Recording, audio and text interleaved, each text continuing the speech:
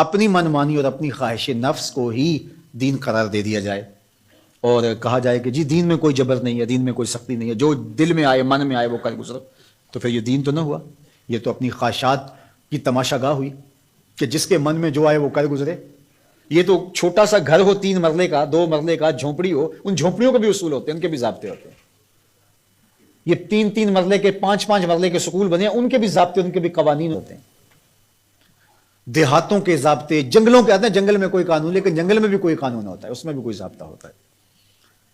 تو کیا اسلام کوئی لاوارث دین ہے کہ ہر بندہ اپنی خواہش کے مطابق منہ اٹھائے اور جو اس کا جی چاہے وہ کر گزرے، اور کوئی اسے پوچھنے والا نہ ہو، اس پر کوئی قدغن لگانے والا نہ ہو، اس پر کوئی پابندی لگانے والا نہ ہو؟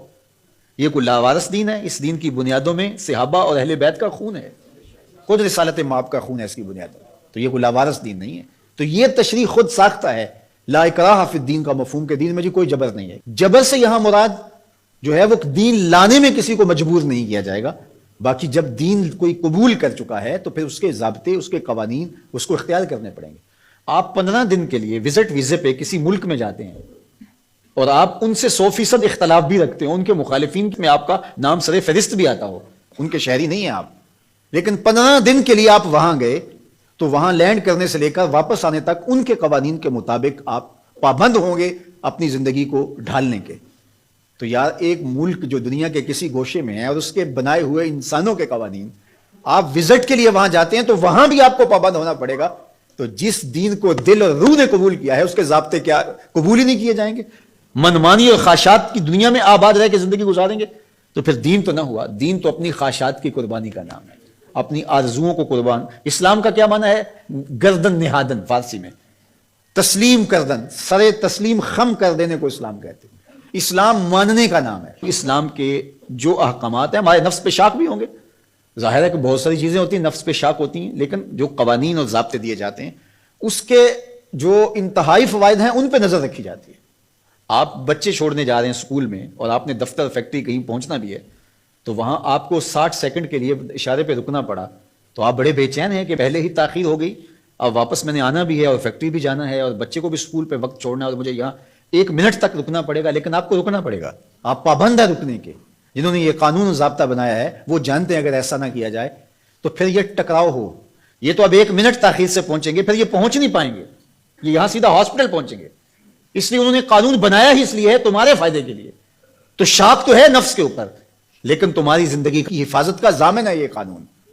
تو اسلام کے قوانین اگر سخت بھی تمہیں دکھائی دیں لیکن تمہاری دنیا کی بہتری اور آخرت کی بہتری کے ضامن ہے اسلام کے قوانین اور ضابطے، تو ان کے مطابق اپنے آپ کو ڈھال لینا ہی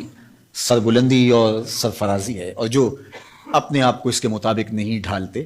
تو وہ کبھی بھی اسلام کے ثمرات اور اسلام کے فیض و برکات سے کبھی بھی مالا مال نہیں ہو سکتے۔ تو ایک پہلو یہ ذہن میں رکھیے گا کہ اس کا یہ مفہوم کہ دین میں سختی نہیں ہے،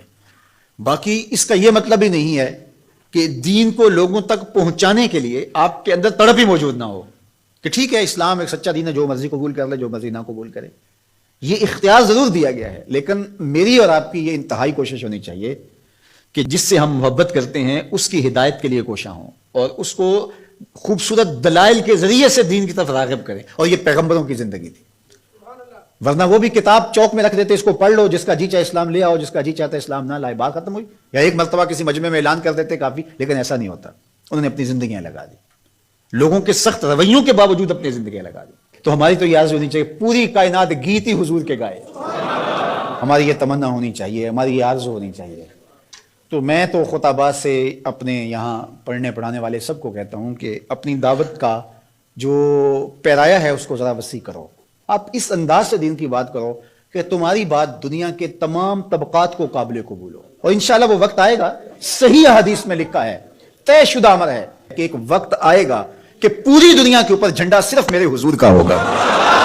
پوری دنیا کے اوپر، ہم نہ دیکھ سکے تو ہماری نسلیں ضرور دیکھیں گی انشاءاللہ، اور وہ وقت آ کے رہے گا اور وہ شانیں ظہور پذیر ہوں گی اور گلی گلی حضور کے نام کا چراغاں ہوگا اور حضور کی عظمتوں کے پھریرے لہرائیں گے۔